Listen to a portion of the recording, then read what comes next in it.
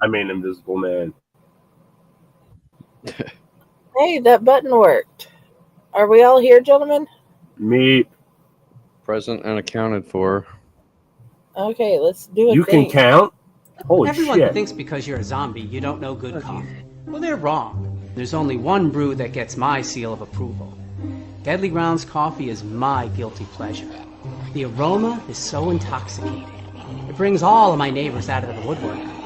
Deadly Grounds coffee. Coffee to die for and zombie approved. It's good to get a little deadly. Use the front door!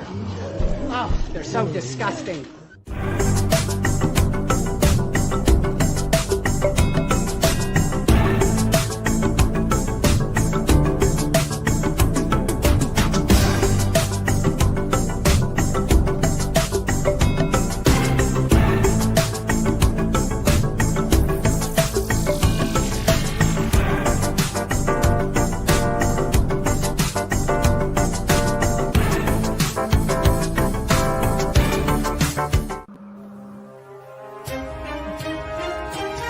The Dorkening and all affiliated shows are not intended for anyone under the age of 18.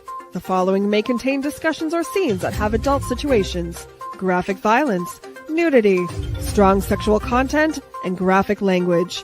This show is intended for mature audiences only. Viewer discretion is advised.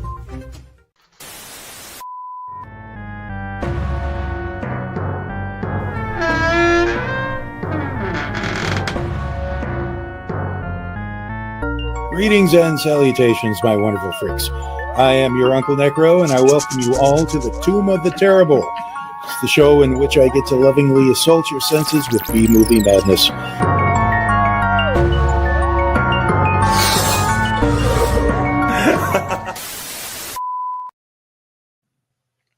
Hello, my lovelies. Good morning. And with me today, I have Chaos and Ron, and I am your stand-in, but never your replacement, Jenny. Well, Friday. And Chaos is just a voice in the void. Yeah. Yeah, he's a voice in the void. So, we watched The Wraith. And, yeah. We watched The Wraith, and we are here to tell you what we think. Gentlemen, before we get into that, we should probably make note that this show has been a long time coming, probably a couple of months, because life got in the way for a whole bunch of us, and things happened, and we kept having to put the show off. But now we're back, and hopefully with some regularity. Yeah, the plan is to get back on track. It's just between one of us being in the hospital, having to move, and other stuff like that. Stuff has not just worked out the way we wanted it to be working. So, yeah. Either way, we're back. And we're hoping to get back to every other week and get the shows back on track. And, go from there. And by the way, we do have an anthology coming out soon, and we'll tell you guys about that later. But either way, Gentlemen, was this your first time watching this movie? No. Probably not even the third.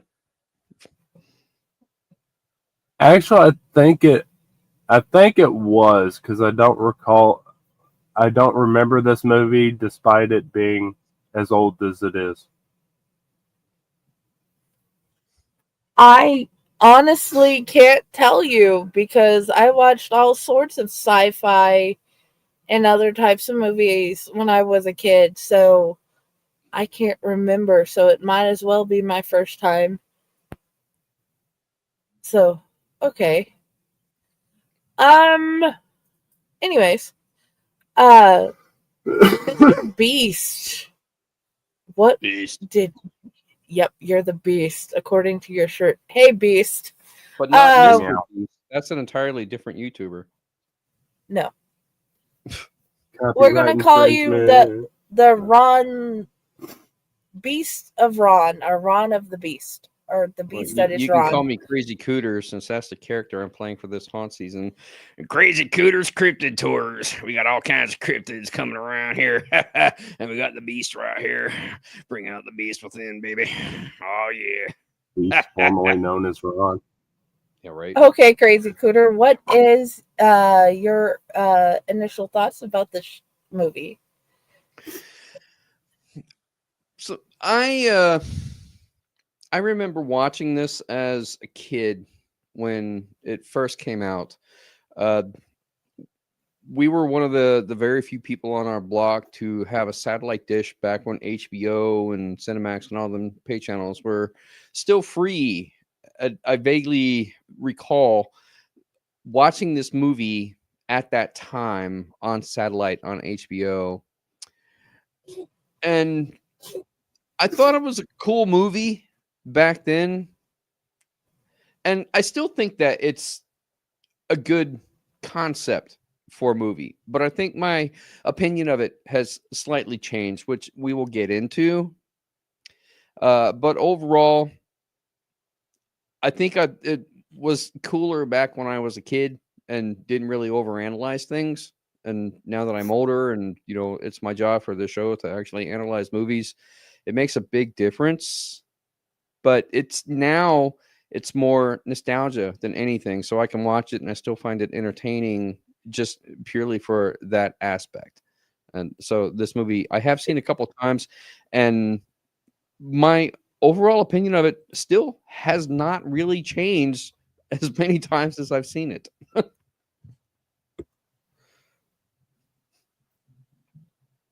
Okay, and to be honest, Ron, you analyze a lot of things randomly all the time. So, Truth.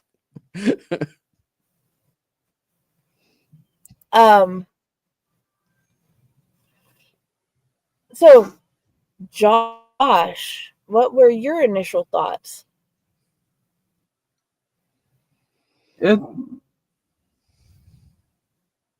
It's a decent movie, just a little bit on the predictable side. Okay.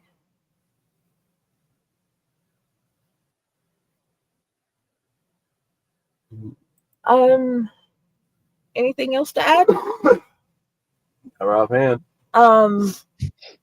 Short and sweet. Yeah. Yeah. My initial thoughts was it's another 80s sci-fi movie, and you get all the wonderful 80s things. You have a group of general good guys, you have the group of general bad guys, you get the iconic cop played by our favorite person out of Independence Day, and yeah, you get a lot of good 80s nostalgia in the movie.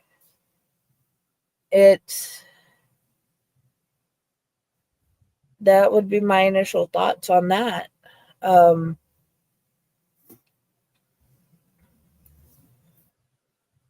What were something? Did you have something you want to add? Not right offhand at the moment. Okay, I wasn't sure with what you were saying. No, I was just checking something. Then, Ron, what were things that you liked about the movie? I like the concept. I think it's a pretty cool idea for what they were trying to do. I love the car, the Dodge Interceptor. Yeah. And as far as I know, that really was the only one of them that they ever did come out with. I think that the movie was supposed to be like a promo for the Dodge Interceptor that was supposed to hit the market. And I don't know that it ever did. So as far as I know, the one that they used in the movie was the only one of its kind, which they even say that at the end of the movie, there's the only one of its kind. Car is pretty badass. I think that they were trying to maybe capitalize on like Knight Rider and other shows at the time that utilize very badass cars. Knight Rider probably being the top one. The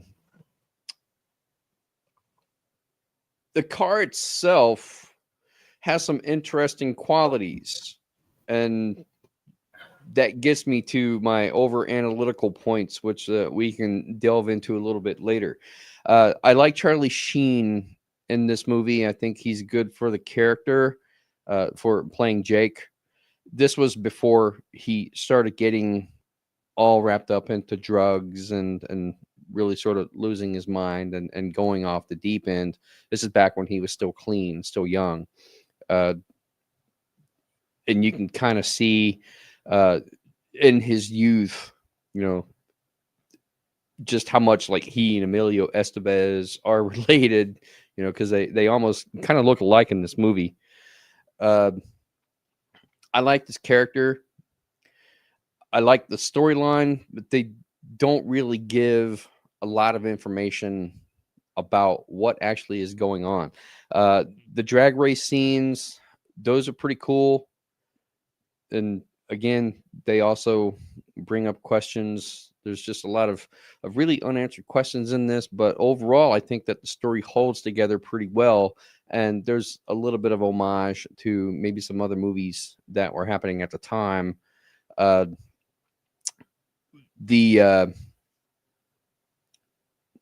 is it, like the neon blue spark that shoots across the screen? That was a very prevalent effect that they use in a lot of other movies, namely like Tron was a really big one. A lot of sci-fi movies at the time kind of use that same kind of effect. And, this is back before they even had stuff like Adobe Effects. What is the After Effects? Back before they even had After Effects. So they really had to work to get these CGI effects, or they had to manually animate them themselves. So movies these days are not made with the same kind of manual hands-on that movies had to be made with back in the 80s, which is why I think movies like this kind of withstand the test of time. A lot of really cool imagery in this movie, particularly when Charlie Sheen's character Jake is in his full Wraith outfit with the helmet and the leathers, and he's standing in the doorway of the chop shop, and it's all silhouetted. That's kind of a cool image. It's kind of a cool effect because it's light behind him, but everything else is sort of dark around him. So, it does kind of create that intimidating aspect of it. So then there's the scene at the quarry where they're all swimming and Jake shows up, and you think there's going to be a confrontation between him and the asshole boyfriend of the girl. And this is going to play out like a Karate Kid type scenario with Johnny Lawrence, but that never really happens. There's no full-on controversy that happens between Jake and I think his name is Michael, the asshole boyfriend. I think his name is Michael. There's no full-on controversy between the two, and all of the controversy takes place between the cars. And so I think that the story holds together pretty well because it keeps the focus on what this movie was supposed to be focused on, which is the Dodge Interceptor. So they did a pretty good job with it, but we can get into some of the nitpicky things later on. Yeah,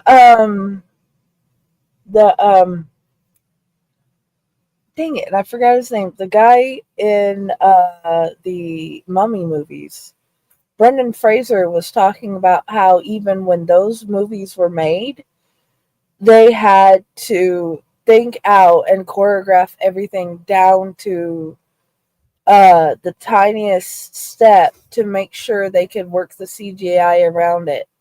And he improv the part where he poked the mummy in the eyes like Three Stooges. Mm-hmm.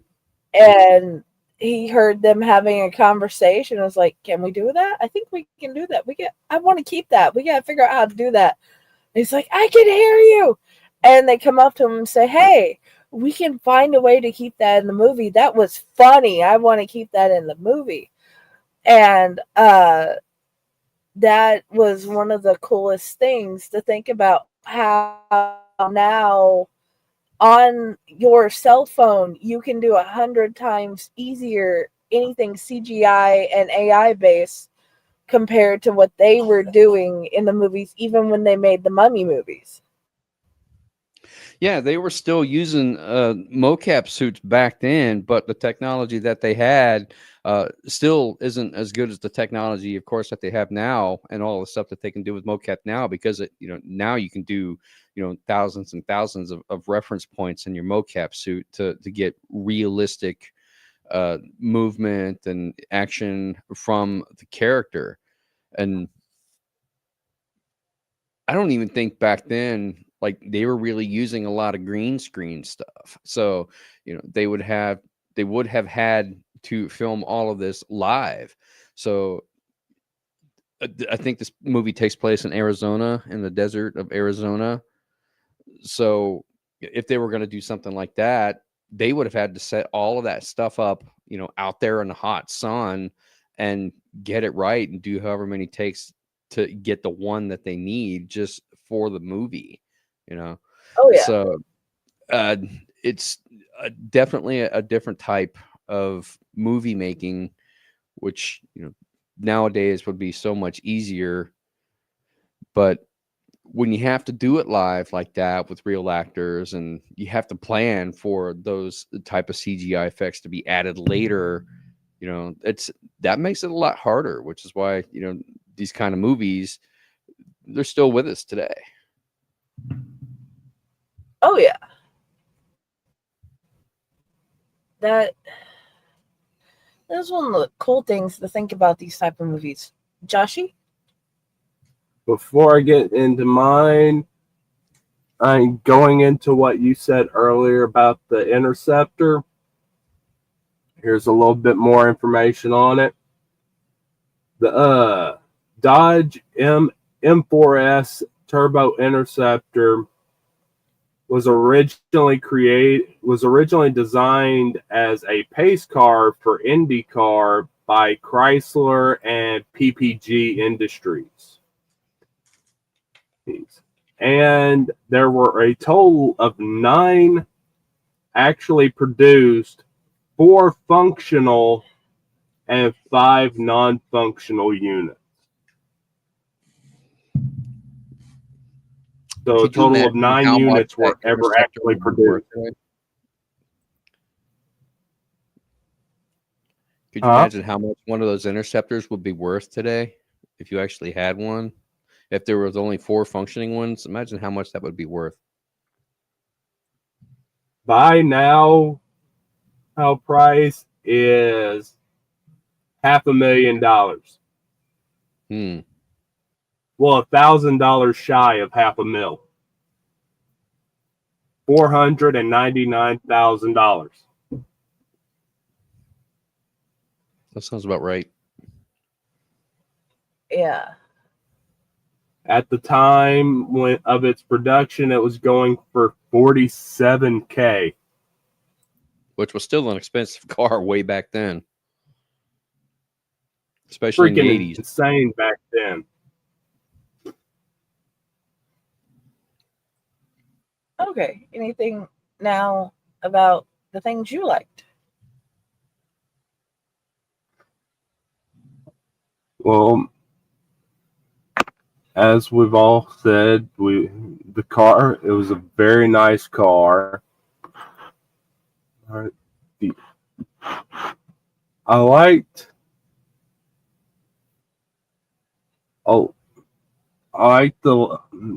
most of the cast they had for this movie. Can't tell you half of them's names right off the top of my head because my brain sucks. But it's been a couple months since we watched it. Yeah. Well, even if I would have watched it about an hour and a half ago, I probably still wouldn't have been able to tell you half of their names. True that. But the CGI for the movie, even compared for the time it was made, was very well done.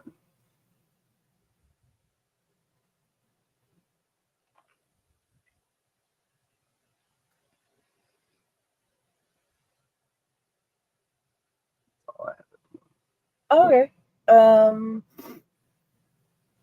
I loved the era of Charlie Sheen we got in the movie, because whenever I was a kid, I remember loving the movies that he and his brother were in. Probably watched Hot Shots way too many times.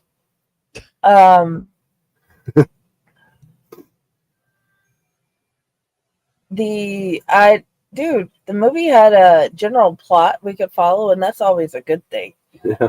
That's going to be one of the things I check off the list moving forward. Can you follow the plot? Does it have a plot that you can follow? I generally liked the cast. The really smart car guy with the poofy hair. He was my age when he did that character.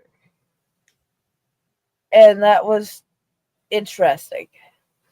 I really like that actor. Yeah.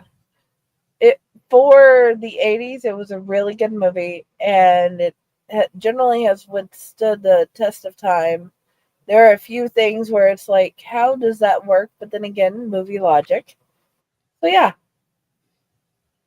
Yeah, and insofar as this being 80s, there are some 80s movies that heavily focus on 80s fashions at the time, and they try to exaggerate them for either comedic effect or for stylistic purposes for the movie. You see this a lot in like the teenage rom-coms and boy meets girl, boy tries to get girl, girl's dating somebody else, and a love triangle type of movies. Some Kind of Wonderful being at the top of my head for some reason. What was the one with Freddie Prinze Jr.? Cheese All That, I think it was. Something like that. Yeah. But yeah, I mean, a lot of the 80s movies at the time, when they focus on like the actual styles and they do the whole makeover montage and everything. Well, this movie is distinctly 80s without trying to be distinctly 80s, because that's just the way people dress. They weren't trying to overemphasize it as like, hey, these are the styles of the 80s. No, I mean, the way that people dressed in this movie were just the way people dressed in the 80s. So this is like a true representation of what 80s styles actually looked like. So the dude with the big mohawk, it was like huffing the paint cans and all that. Like people walked around that looked like that.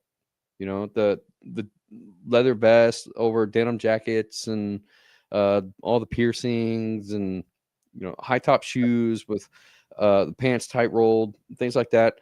Those are unironically 80s trends that were popular at the time that nobody really thinks about. So like if you really want a good representation of how people actually dressed without calling attention to the styles, this is a good movie for that, and I think that's kind of cool when you think about it.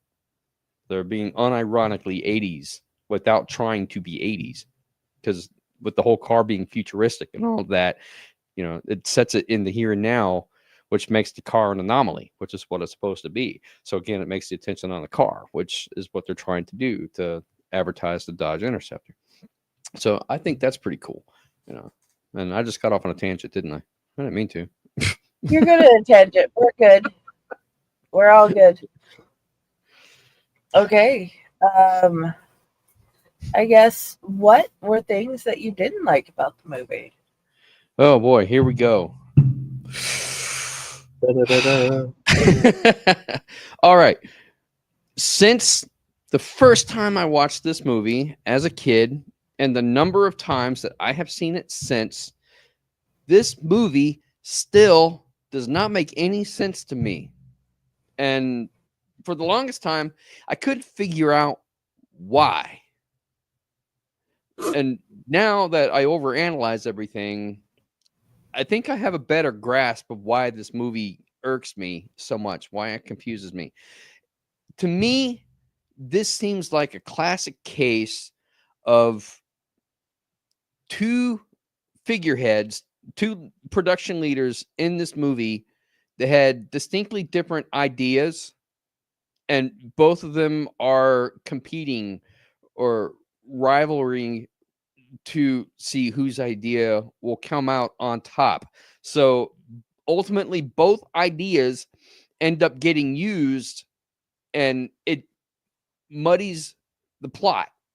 It makes it harder to understand. Well, is it this or is it this? Okay, so this is where we actually need Carrie with her slideshow presentation of the entire plot line and all of the pictures and everything of all the different characters that are involved, and she does her synopsis so well. We miss you, Carrie. We need you back. Yeah, we love you, Carrie.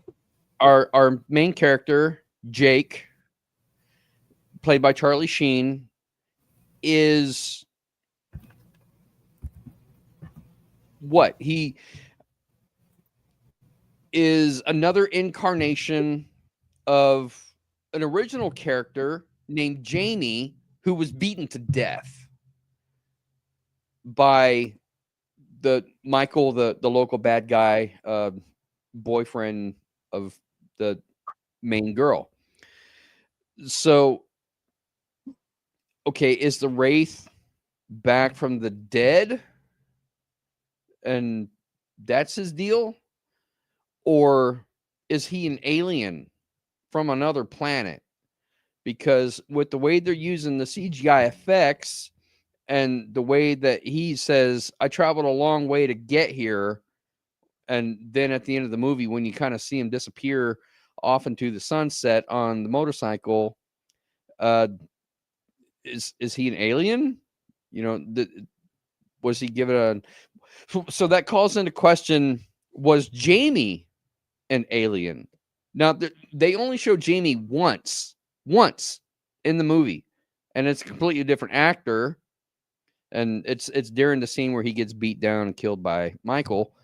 And Charlie Sheen, I guess so that they could write it into the movie because it's a different actor, says, this was the closest I could get, a reasonable facsimile to who I originally was. I'm like, okay, so aliens have this technology to put your soul into a completely different body, or you're back from the dead, and how does that work?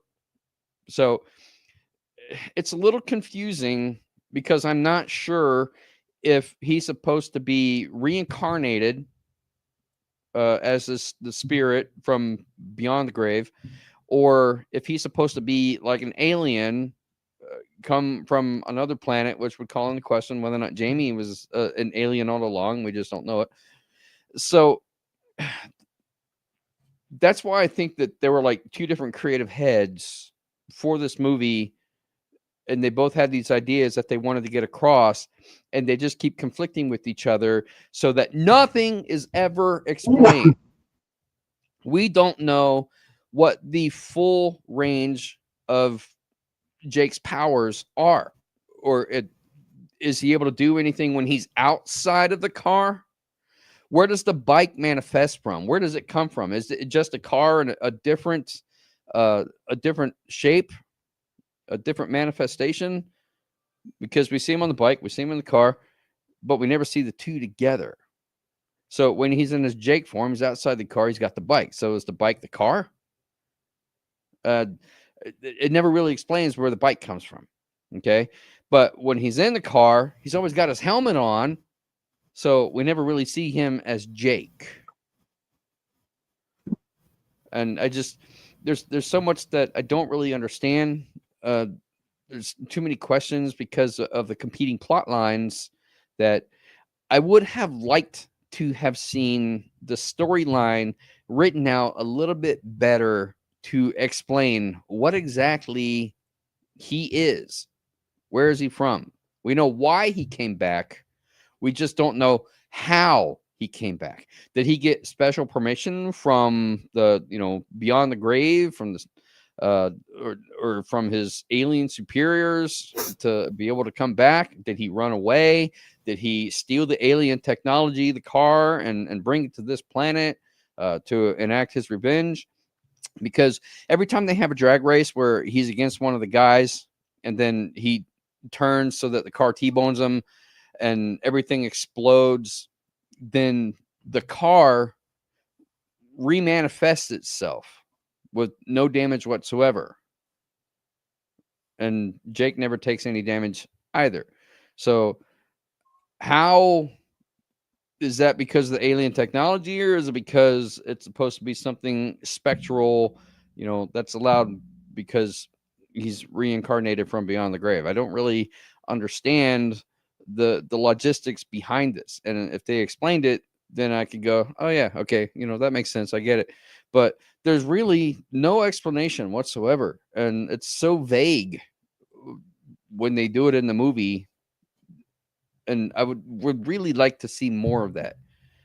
And that is the one thing that really vexes me about this movie. And also, as I hearkened earlier about his silhouette when he's at the chop shop garage and they do the whole Mystique shadow thing where he's got the helmet on and silhouetted against the doorway. It's a cool image, but it doesn't quite work for me because he's so small. It's just not that intimidating. I would want to see him like larger than life. To be really intimidating and scary at that point, to like take up that whole doorway and just be this like menacing shadow figure. So even though it's a cool image, it's just like, yeah, okay. It's like, and that's pretty much the reaction that the guys in the garage have too. Like, you're not supposed to be here, blah, blah, blah, and so on. And then he goes about completely trashing the garage, which is fine. So he's still like an intimidating character, but he just doesn't give that really larger than life or spectral, like scare factor that I would expect someone called the Wraith to actually have. But, it's not about that focus. The focus is supposed to be on the car. So why didn't he use the car to enact the damage on the garage the way that he caused all the other cars to crash and be destroyed and kill all the other guys? So it's just, there's so many questions and loose plot holes that I really wish they had focused a little bit more on the writing and answered some of these questions. And I think that's the one thing that would make this movie go from, it's kind of cool to, dude, that was cool, So there's my little rant. And just, I don't get it. Just like Akira and Spiral, we are not going to get any answers.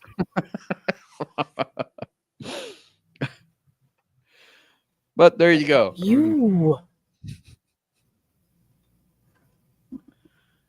My biggest problem with this movie was mainly how predictable it was. I think it would have been a little bit better and less predictable if they used a trope from older horror movies where they basically just take the Jake character out and just have the Wraith running around murking these gang members and then reveal him as the reincarnated version of Jamie at the end.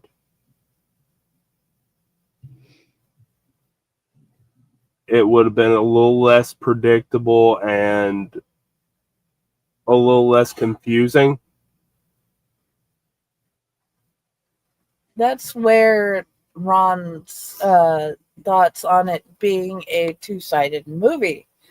Because they wanted to have the love story, but they also wanted to have the horror car aspect. Yeah. And if they'd went one way or the other, that would have probably made it. Or figured out how to fill out the plot holes a little bit more. That would have been good. Well, if you had gone Josh's route with just the car going around and killing people, and then doing the reveal at the end that it was Jake all along, being the reincarnation of Jamie, that almost would have made it no different than the 1970s movie The Car, which was the predecessor of Christine. The Car was about, basically its own self-driving vehicle. I don't know if you've ever seen the movie, but it's this long black, I can't even think of the kind of car it was, but they had chopped off the top of the car, made like a half windshield, so it looked way more intimidating, way just freakier, but they never ever show who's driving the car. So you can only assume that it is driving itself, which is kind of what they insinuate in the movie. So this could basically be the same thing if you go Josh's route. And they're trying to track this car, the Wraith, the Dodge Interceptor down throughout the movie and figure out, well, where does it go? Where does it come from? Because we obviously know that it has the ability to appear and disappear, at Jake's command, that, he can control the car that way. So they keep trying to track it down. And then at the end of the movie, when they finally do, then he steps out of the car and he takes off the helmet, and you find out that it's the reincarnation of Jamie. So I think that would have been infinitely more interesting, the way Josh is putting it. But they have to develop the love story first. And if they did that, then there would never be a love story developing between Jake and what's the girl's name that Michael was bullying? I can't even remember her name now. But I can't either for the life of me. Yeah, well, that's the problem with it being a couple of months since the last, we're supposed to watch this movie. So, I mean, there's a couple of ways that they could have gone about it, or at least written it so that the storyline would have made more sense, and so far as that goes. But I mean, overall, it's still an okay movie, but they could have changed it from an okay movie to, wow, it was pretty cool. And then the Dodge Interceptor would be right up there with Kit, but it's not. So, very true. Okay, guys, let us do the ads. Roll the beautiful Faye footage, and then come back and do some reviews and our reviews, and go from there. Sound good? We.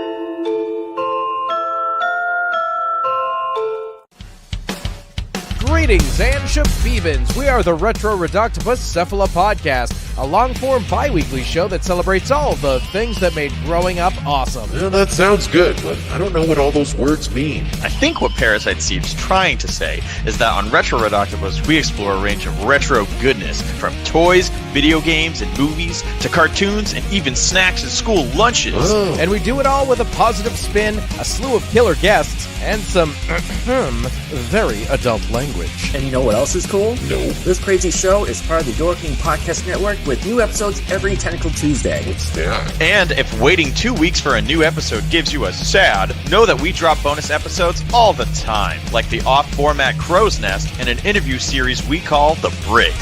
You can listen to Retro Octopus on Apple Podcasts, Spotify, Stitcher, or any app that's cool enough to carry the only show that celebrates all the things that make growing up awesome.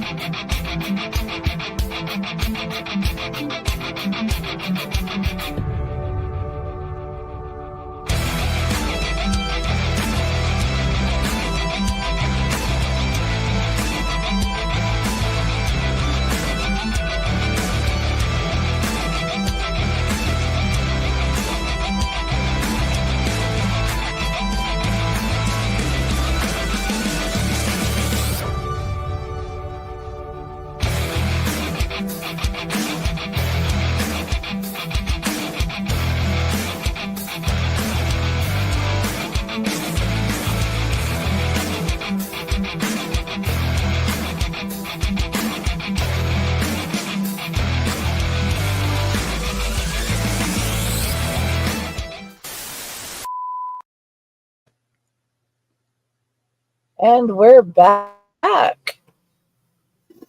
Okay, guys. How many windshield wipers would you give this movie, and would you recommend it?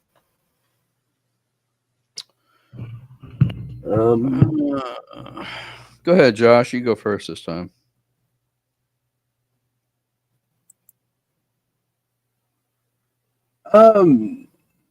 I'd probably give it about a 6. Despite the predictability, it was actually a decent movie for the time it was made, and had a fairly decent cast. It had 3 actors that everyone has seen at one point of their life or another. Which was Charlie Sheen. Dang, I had their names up there for a minute.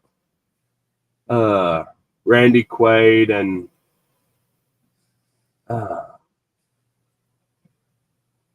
shoot, I forgot. Clint Howard? Yeah, Clint Howard.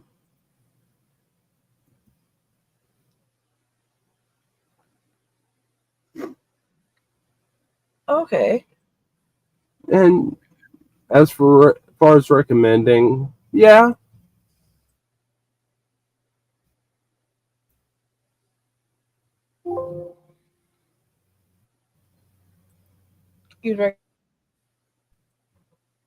What about you, Ron? I don't know if I would go windshield wipers, but I want to give it 4 square tires because it'll roll, but it's kind of bumpy. It's a bumpy ride, precisely for the reasons that we discussed, with it being a little confusing, but it will still get you there. The car is certainly the best part of the movie. Would I recommend it? I would say yes, because now it's more 80s nostalgia. It's young Charlie Sheen. You get to see him back in his prime before he got involved in drugs. And I think that's probably why Necro would have put this movie on the list, to see a young Charlie Sheen.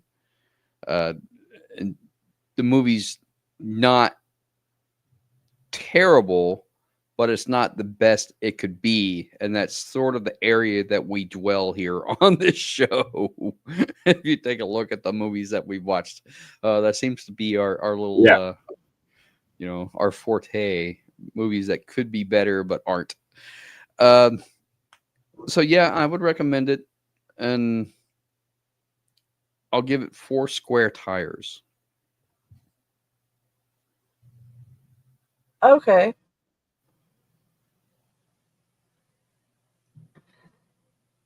I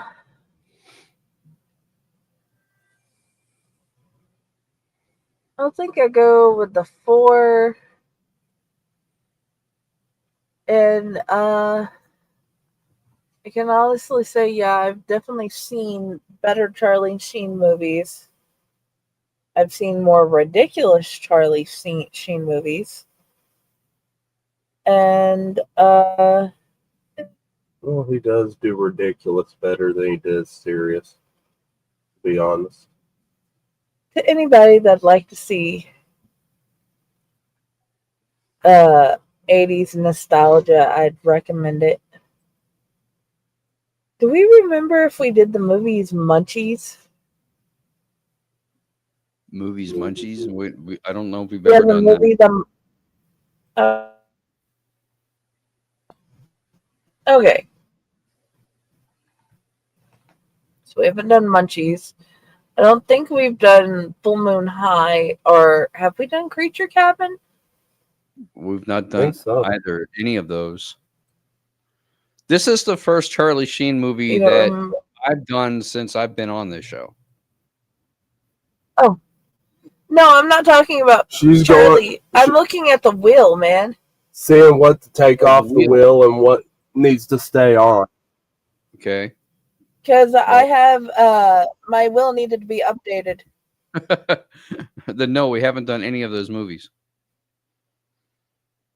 Okay, so I know then I have the will updated.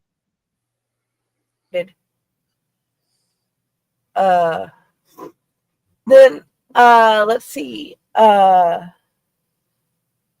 Let's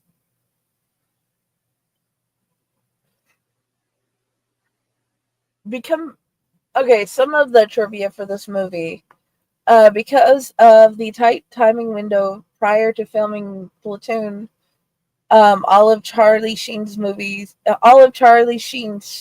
scenes, that was hard to say for some reason, were done in one day. He was only seen maybe 30 minutes of the film. The chase scene was shot in the mountains outside of Tuscan. A crew member was killed and another was critically injured. According to supplementary material, a camera car was overloaded and overturned. Those were the only serious accidents during this movie. According to the interview on Jay Leno's Garage, Charlie Sheen said, "I shot this in a pit stop on the way to the Philippines to film Platoon." Sheen said the Wraith, Oliver Stone, went and saw it in the movie theater and called me so angrily afterward. Charlie Sheen recalls as Stone was generally worried that Wraith was going to soil people's opinions of Platoon. Seriously, thinking about it, does it soil your opinion of the Platoon? No, not really. I didn't think he did a bad acting job. Well, since I hadn't seen this until long after I'd seen Platoon, and it doesn't really affect it in the slightest. Yeah, I mean, it's two completely different movies. I don't even know if you could compare them. I don't even think they were made by the same people. No, they weren't. It's just they had for some odd reason them coming out at the same time he thought was going to taint it. And apparently Clint Howard, the guy I was saying that was my age at the filming, he wore a wig for his role. And of course, Johnny Depp was considered for Jake or Augie. Interesting. Let's see. Not sure how I feel about that. I don't know either. Would it have been better named Turbo Interceptor? You mean the name of the movie? Yeah, the movie. No. I mean, if you just call the movie Interceptor, Yeah. then it probably still could have been a good movie, and it would have called attention to the car, which is what they wanted to do. But the Wraith has a much more ominous feel to it. I think it's a much better title, and they tried to work that into the script as well, so it does tie it all together. As in, what is he? And then when you find out that Jake is the reincarnation of Jamie to an extent, then it does give some credence to the whole Wraith, phenomena. So that makes sense. So no, I think leave the title the way it is, the Wraith.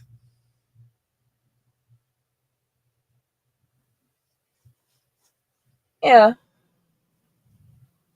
It was dedicated to the memory of Bruce Ingram, who worked on the film as an assistant cameraman.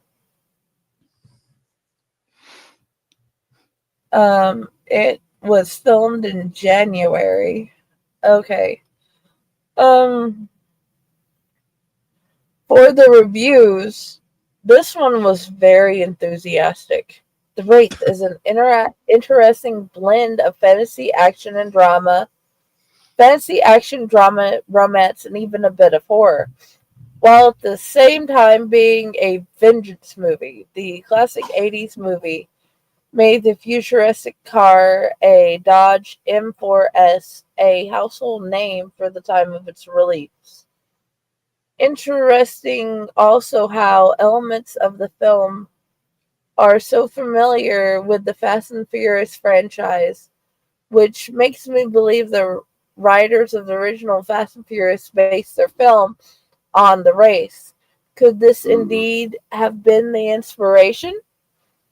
Like I said, an enthusiastic person. The Wraith features amazing cars, fast-paced, impressive action scenes.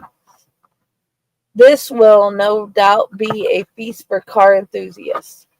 I also enjoy the characters and the premise in general. Charlie Sheen stars as the film's protagonist, Jake, a mysterious character. At first, we learn a lot about Jake through flashbacks. Nick Cassavetes stars as the antagonist, Packard, who is possessive over Carrie. Carrie is a strong character and the only person in town who was not scared to stand up to Packard. See, I got the names wrong. Right, You couldn't remember the girl's name. We should have read the review first. Well, yeah. Well, I called him Michael. His name was Packard. Wasn't even close. Randy Quaid is well cast as Sheriff Loomis. Very true. Yeah. Who also takes Packard and his gang. The Wraith is very well made for its time, even by today's standards. The film delivers more than enough thrills and excitement to keep the viewer engaged. It also offers a great climax on a physical and emotional level. This is a darn good movie. Had to put that darn in there. Yeah, right. Emphasize it. I mean, it's a fair assessment, I think. Yeah. The Fast and the Furious part was a bit of a stretch. Yeah, I don't know if this movie, Fast and the Furious, had anything to do with this movie, because there were certainly other movies that about drag that probably came out that they could have based it on more. Off the top of my head, I can't think of any, but I'm sure there was some. Let's see. What was the last thing you said? Sorry. I don't think this movie was an inspiration for Fast and the Furious. No, I don't either.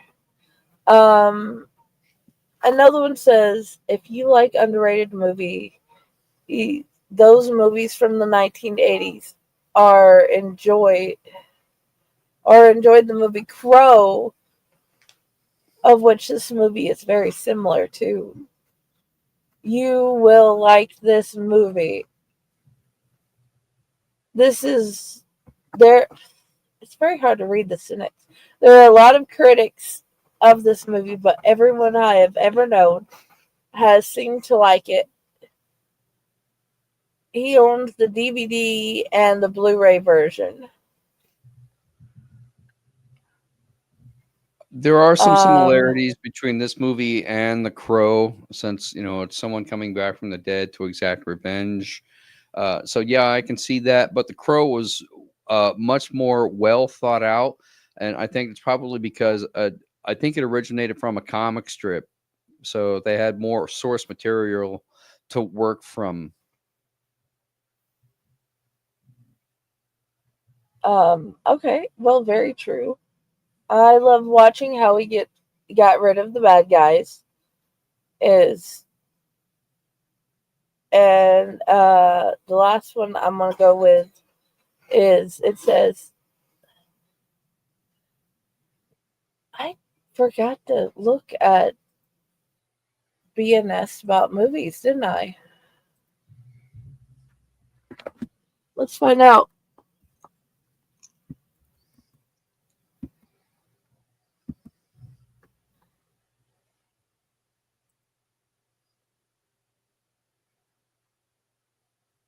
Because we can't forget them. He usually has good reviews.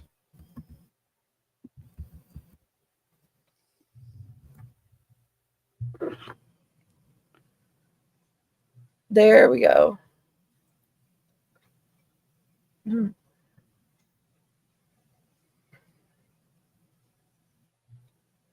That is not what I wanted.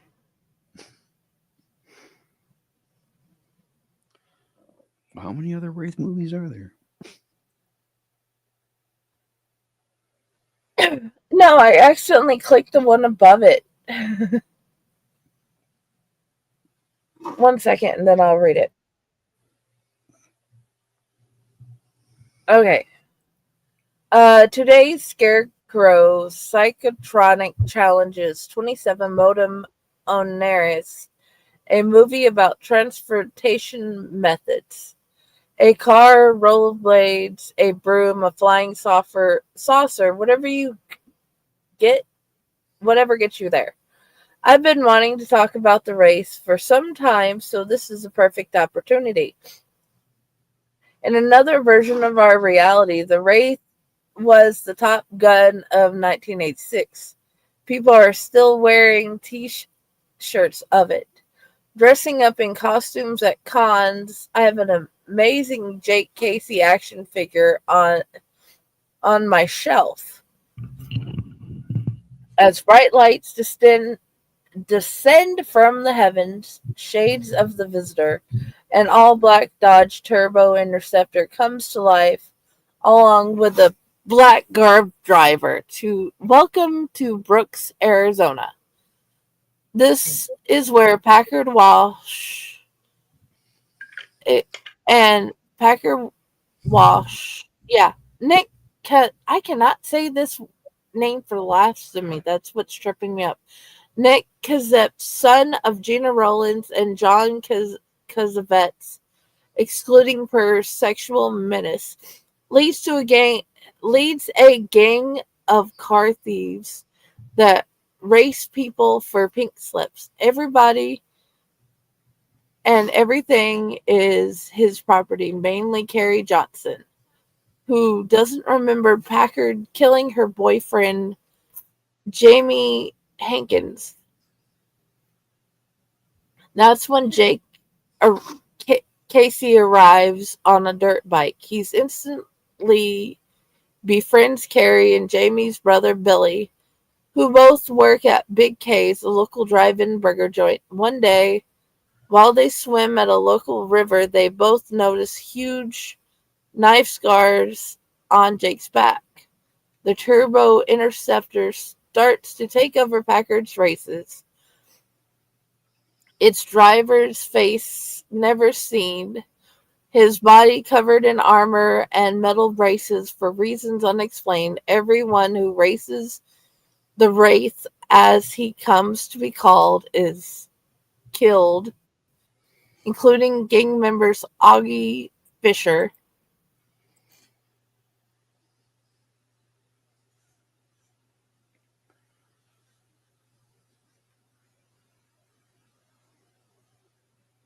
You're muted. Sorry. I was looking back to see if I had muted. Augie Fisher, Mia like Skink and Gutter Boy. How can you love gang members who drink gasoline for an entire movie? How can you not love gang members who drink gasoline for the entire movie? I love they're so high that they refuse to believe in the Wraith. Soon they get blown up real good. Meanwhile, Sheriff Loomis is in hot pursuit but never seems to get close. Rughead, the only gang member who didn't help kill Jamie, goes to the police to try and save Skip. He's played by Clint Howard, and his amazing hair, a B&S favorite since Evil Speak. Packard still has an iron grip on Carrie despite the fact she won't give him what he wants, sex. Isn't that what all guys want? Well, once he sees Carrie kiss Jake, he kidnaps her and says they're heading for California. She stands up to him and says that she never loved him. The race shows up and Packard finally pays for his crimes. As police prepare to give chase, Loomis calls it off, as they could never catch him. Carrie gets back home and the Wraith pulls up, then transforms into Jake. He tells her that he is her dead boyfriend, but doesn't look like him because this is as close as I could come to who I once was. In truth, Sheen was tied up making Platoon, so they filmed the early scenes without him. Jake has one last act before he can leave. He gives the turbo interceptor to his brother, revealing who he really is. Tells Carrie to pack light for where they're going. Where Jake? Heaven? Outer space? The planet or dimension they sent Tony's dad in Extra? The Wraith is the very definition of bonkers. It's like Ghost Rider meets the car meets Rebel without a cause, by the way of Punk Gang from The Road Warrior. It's so many movies in one, with something for everyone to love. It was written and directed by Mike Martin, who also brought us Hamburger, the motion picture, and directed 4 movies under the pen name of Jake Casey. Yep, you guessed it, the Wraith himself. You can check it out on Shudder, which you should do immediately. And you should also go to B&S Movies and check out all of the things, because he just rocks. Okay.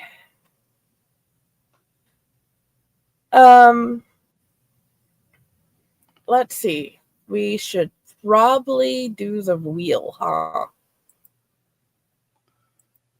Wheel of fish. Wheel of fish. Wheel Yay, of fish.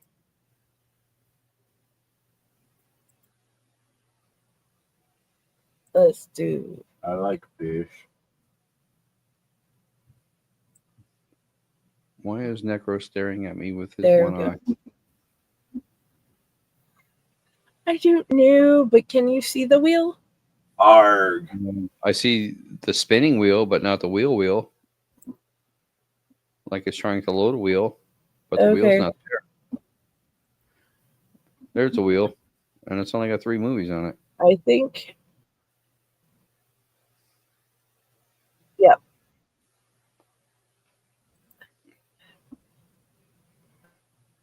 All right, so we got a 1 in 3 chance of I guess getting let's that movie. do this thing.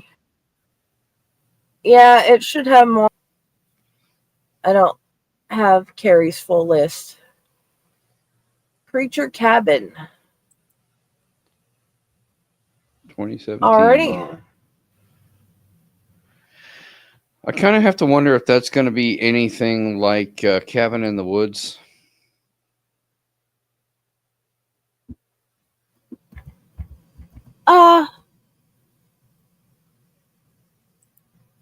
Wait a minute. Did we watch that already?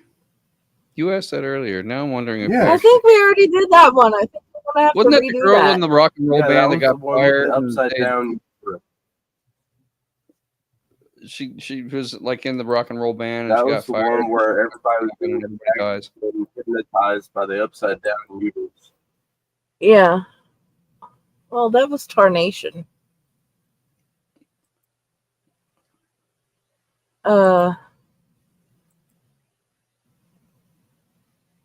Yeah, we've already done that one. So It's so bad I watched it from my memory. I can't remember it.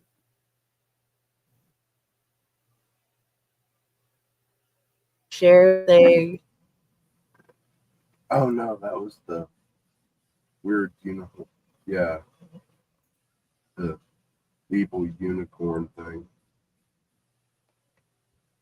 Yeah. Okay, then we did watch that one. If that's Creature Cabin, it had the Yeah. weird unicorn. I think they were like in Australia or something.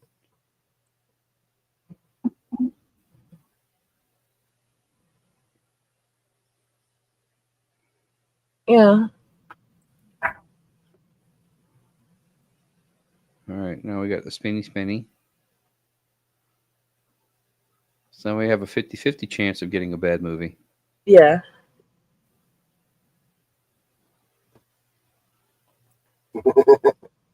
If it ever comes up. Well, it's going to be tomorrow by the time we're actually done with the show.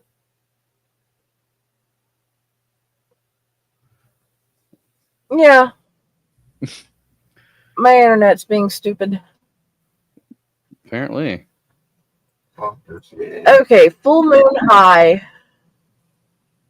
Well, I'm glad you can see it on your end. It's still on the spinning end for me. All right, Full Moon High.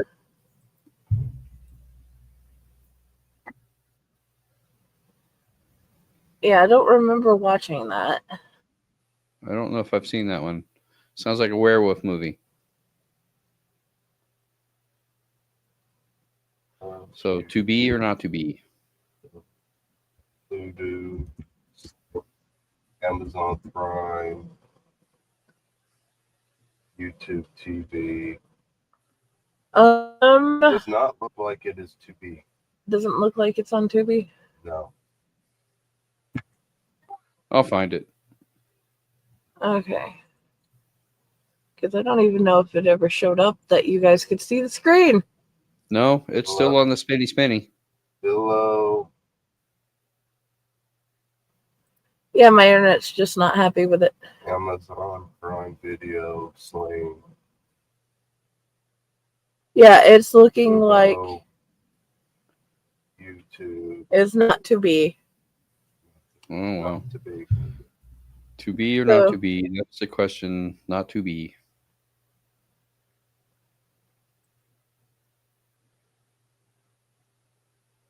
Okay, so since my internet's being a jerk, Full Moon High, I will share a link to it as soon as I find it.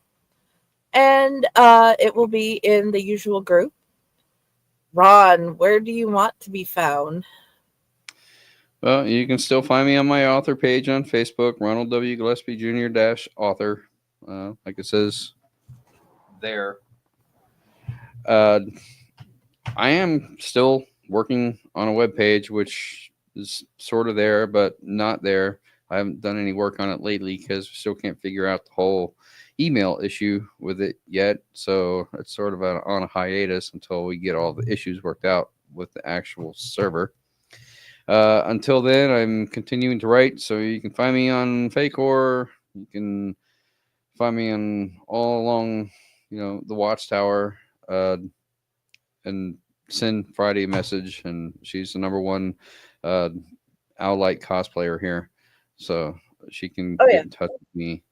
And I just want to say that assuming that my beta readers get the story back in time so I can make the changes, there is a really good possibility that I'll be having another book coming out in October. Hint, hint, wink, wink, nudge, nudge, Jenny. You're definitely going to be in a anthology in October, regardless. What's that? So you're going to be in an anthology in October, regardless. I'm not talking about the anthology. I'm talking about a freaking novel. Yeah. Trying to get my second book out. That is the plan. I will read it as soon as I can. Joshy, Right. where do you want to be found?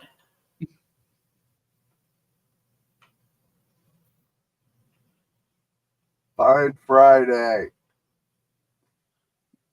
And See, she'll you go. find me. Friday. Yep. Yeah. Considering you live together and you're married, that would make sense. And I'm everywhere. Owlite, Faycore, on most of the platforms. And I'm trying to get some of them fully updated. Come find me in places. And I will keep doing the things in all the places. So thank you all for being here. I hope you all have an amazing night. And where did the thing go? I'm going to Disneyland. I had to adjust it for previous things we were doing that Ron will have to find out about later. But either way, have a good night. Happy trails to you. Till we meet again.